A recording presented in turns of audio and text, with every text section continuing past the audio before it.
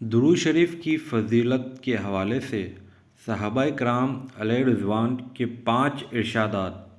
Number 1، فرمان سیدنا صدیق اکبر رضی اللہ تعالیٰ عنہ ہے کہ نبی کریم رؤوف رحیم صلی اللہ علیہ وآلہ وسلم پر درود پاک پڑھنا گناہوں کو اس قدر جلد مٹاتا ہے کہ پانی بھی آنکھ کو اتنی جلدی نہیں بجھاتا، اور نبی کریم صلی اللہ علیہ وآلہ وسلم پر سلام بھیجنا گردنیں یعنی غلاموں کو آزاد کرنے سے افضل ہے۔ سبحان اللہ۔ نمبر 2،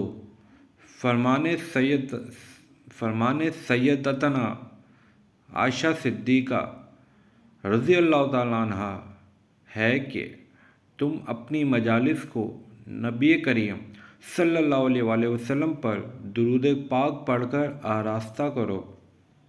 نمبر 3، فرمان سیدنا فاروق اعظم رضی اللہ تعالیٰ عنہ ہے کہ بے شک دعا زمین و آسمان کے درمیان ٹھہری رہتی ہے اور اس سے کوئی چیز اوپر کی طرف نہیں جاتی جب تک تم اپنے نبی اکرم صلی اللہ علیہ وآلہ وسلم پر درود پاک نہ پڑھ لو۔ نمبر 4، فرمان سیدنا مولا علی مشکل کشا کرم اللہ وجہ الکریم ہے کہ ہر شخص کی دعا پردے میں ہوتی ہے یہاں تک کہ محمد صلی اللہ علیہ وآلہ وسلم اور آل محمد پر درود پاک پڑھے۔ نمبر 5، فرمان سیدنا عبداللہ ابن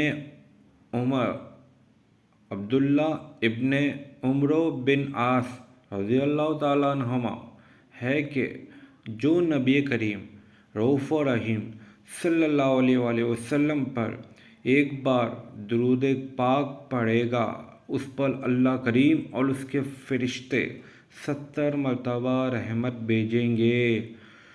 صلو علی الحبیب صلی اللہ تعالی علی محمد صلی اللہ علیہ وآلہ وسلم۔